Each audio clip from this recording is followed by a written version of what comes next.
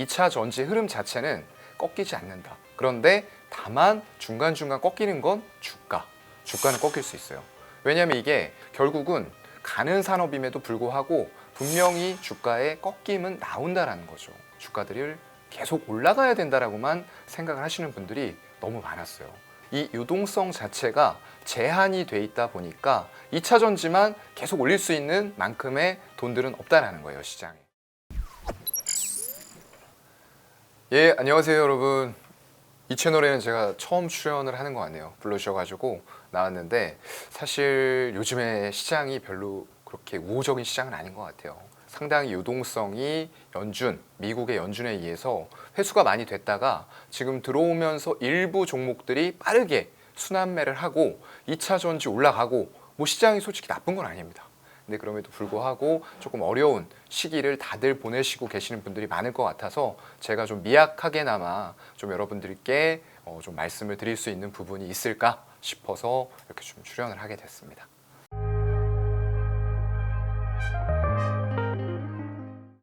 네, 마침 이렇게 또 조정이 됐다는 질문을 주시고 나왔는데 오늘 또 많이 올라갔어요. 네, 에코프로 이런 거 뭐 18%까지 종가상으로 올라가서 마감이 됐어요. 그래서 결국에는 이건 좀 중요한 것 같아요. 이 2차 전지 흐름 자체는 꺾이지 않는다. 그런데 다만 중간중간 꺾이는 건 주가는 꺾일 수 있어요. 왜냐하면 이게 아무리 좋은 기업이라도 매일매일 주가가 올라갈 수는 없습니다. 그게 이제 좀 유튜브 상에서 얘기가 나오면서 지금 자리에서도 뭐 2배 간다, 3배 간다, 4배 간다, 10배 간다. 근데 그 얘기를 이제 작년 말 정도부터 많이 나왔던 것 같아요. 근데 제가 그 전에 얘기할 때는 다들 또 이 말씀을 하셨어요. 지금 바닥에서 2배, 이미 5배, 10배씩 올라왔는데 더 간다고요? 했는데 또 그분이 말씀하시니까 사람들이 전부 다 좀 광적으로 이제 에코프로를 사기 시작을 하시더라고요. 그러면서 수급이 사실 외국인과 기관들에 의해서 이게 올라간 게 아니고요. 개인들이 정말 많이 사면서 올라갔던 부분들이고 그게 이제 과열이 되면서 결국에는 개인들이 이걸 단순히 현금으로만 샀냐? 아니라는 거죠. 신용이 상당히 많이 들어갔어요. 그렇다 보니까 레버리지로 고점에서 들어가신 분들은 단기간의 꺾임에 의해서 반대매매라는 거 여러분들 다 아실 거예요.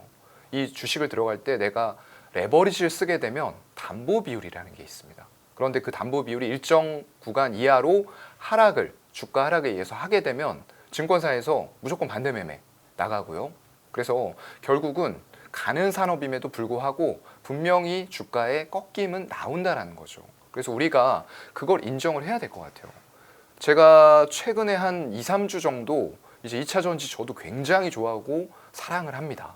그래서 많이 방송에서도 말씀을 드렸는데 그거에 대해서 주가 좀 과열 경고를 드리면 댓글들이 정말 무섭게 달려요. 그러면서 주가들을 계속 올라가야 된다라고만 생각을 하시는 분들이 너무 많았어요. 그게 이제 과열 현상이라고 좀 저는 생각을 했고요. 그래서 일단 꺾였다가 또 올라가는 파동들이 나왔습니다. 그래서 2차 전지가 과열이 된 건 맞는데 이런 기간 조정을 거치면서 좀 괜찮게 올라갈 만한 자리까지 꺾여 있는 종목들도 옥석 가리기 상으로는 보입니다. 라는 말씀을 드렸어요. 그런 것들이 오늘 좀 나타났던 것 같아요. 그래서 일단 과열이 맞는 것도 있고 이 유동성 자체가 제한이 돼 있다 보니까 2차 전지만 계속 올릴 수 있는 만큼의 돈들은 없다라는 거예요, 시장에. AI도 갔다가 로봇도 갔다가 바이오도 갔다가 이런 쪽들까지도 유동성이 골고루 퍼져야 되다 보니까 집중이 됐다가도 금방 주가가 또 빠지고 집중이 돼서 올렸다가도 또 빠지고 이런 현상들이 나타난다는 거죠. 네, 그런 부분은 조금 주의를 하시는 게 좋을 것 같다. 아무리 좋은 기업과 실적, 성장, 모멘텀을 갖추고 있어도 그걸 5년, 10년, 20년치를 먼저 당겨와서 주가가 올라가면 당연히 주가는 꺾일 수밖에 없다라는 부분들도 인정을 좀 하고 가셨으면 좋겠습니다.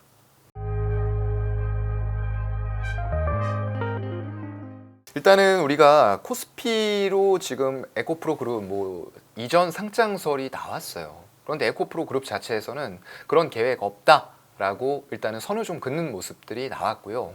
다만 에코프로 머티리얼 거기가 전구체라는 물질을 생산을 한다라고 말씀을 드렸어요. 그 회사가 지금 코스피에서 상장이 되는 쪽으로 추진이 되고 있다는 거죠. 그래서 이렇게 되는 부분들이 있을 텐데 지금 22년 기준으로 봤을 때 에코프로 그룹의 연결자산 총계가 5조 3천억을 돌파를 했어요. 그렇다고 보면은 결국 공정거래위원회 기준으로 봤을 때 대기업 집단이라는 것으로 지정이 되게 됩니다. 그렇게 되면은 5월 초에 지정이 될 가능성이 상당히 높다라고 저는 좀 보고 있고요. 에코프로가 글쎄요, 지금 2018년 2월 달에 셀트리온 같은 경우가 코스피로 이전 상장을 했었고요. 그리고 2019년 5월에도 포스코 퓨처엠, 구 포스코 케미칼이죠. 이전 상장을 했어요. 이렇게 됐을 때 물론 주주들한테 좋은 효과들이 생깁니다. 어떤 효과들이 좀 생기는지 말씀을 잠깐만 드리면요. 코스피는 이제 코스닥과는 다르게 주요한 선진국, 금융 선진국 쪽에서 봤을 때 이걸 증권시장으로부터 투자 적격 등급으로 일단은 우리 코스피 시장을 봐주고 있어요. 그렇다 보니까 해외 증권 시장에서 이런 적격, 투자 적격으로 인정을 받게 되면은 어떤 일들이 일어나느냐. 상대적으로 높은 신뢰도를 가지고 있는 기업이다 라고 생각을 해주시고요. 우량 기업으로 인식을 합니다. 그렇게 됐을 때 우리가 어떤 효과를 얻을 수가 있겠죠? 해외로부터 자금 조달을 할 때 훨씬 더 높은 신뢰도를 바탕으로 수월한 자금 조달, 더 많은 자금 조달, 높은 신용 등급을 가지고 금리, 반대급부를 조금만 줘도 조달을 할 수 있는 이런 상황들이 생기는 거고요. 거기다가 우량 기업으로 인식이 되기 때문에 합작 투자 이런 면에 있어서도 훨씬 더 유리한 고지를 점령을 할 수가 있다라는 부분들이 이제 이전 상장을 했을 때 얻을 수 있는 효과들이 될 것 같아요. 근데 사실상 이 시장이 어디에 속해 있느냐, 이건 이제 제가 말씀드렸던 내용은 조금 중장기적인 효과를 말씀드렸던 거고요. 당장 이거 옮겼으니까 팡팡팡 또 튀어가겠지라고 단기적인 효과를 너무 크게 기대하는 분들이 많은 것 같아서 좀 노파심에서 한 말씀만 드리면, 일단 공시 나오기 전에 그런 기대감들을 가지고 주가가 올라가요. 그래서 사실상 공시가 되면서 이전하기 전까지도 주가의 흐름들은 좋은 경우들이 상당히 많았습니다. 과거 사례들을 보면요. 근데 막상 그쪽으로 이전을 하고 나면은 주가라는 건 여러분들 항상 기대감을 안고서 올라가요. 그렇다 보니까 기대가 이제 완벽하게 시장으로 옮겨진 이후에는 오히려 매도 물량들이 출회된다던가 이런 케이스들이 많이 나온다라는 거죠. 그래서 너무 단기적인 효과 이런 것들보다는 제가 앞서서 말씀드렸던 우량시장, 적격 투자 등급으로 해외에서 인정을 해주는 코스피의 좀 중장기적인 효과에 대해서 만약에 옮긴다라는 공시가 나온다고 하더라도 그런 부분에 대해서 여러분들은 조금 더 주목을 하시고 좀 중장기적인 투자 마인드를 가지고 투기적이 아닌 진짜 투자를 한다라는 마음으로 좀 동행, 그런 관점으로 접근하셨으면 좋겠습니다.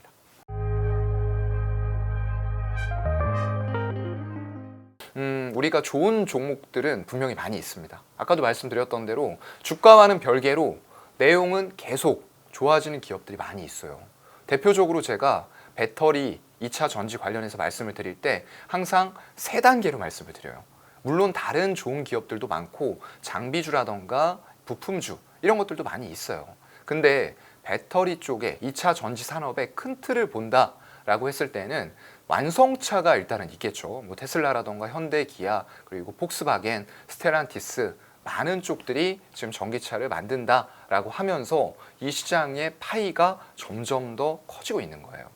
거기에서는 배터리라는 게 일단은 첫 번째로 들어가겠죠. 완성차가 있는데 완성차에서 전기차를 만들기 위해서는 예전처럼 어떤 내연기관 엔진이 필요한 게 아니고요. 여기서 배터리가 필요합니다. 그런데 배터리를 원가 비중으로 따졌을 때에는 차 한 대를 만든다고 했을 때 전기차 원가의 40%가 배터리인 거예요. 우리 배터리 만드는 회사들 어디 있죠? 우리 한국에서 가장 유명한 이제 3개의 회사들이 있죠. LG에너지 솔루션, 그리고 삼성, SDI, SK온. SK온인데 아직 이건 분할이 안 됐어요. 그렇다 보니까 SK이노베이션이라는 회사에 같이 지금 들어가 있는 그런 상태인 거죠. 그러면 이런 배터리 회사들의 이제 우리가 수주 잔고를 보면 돼요.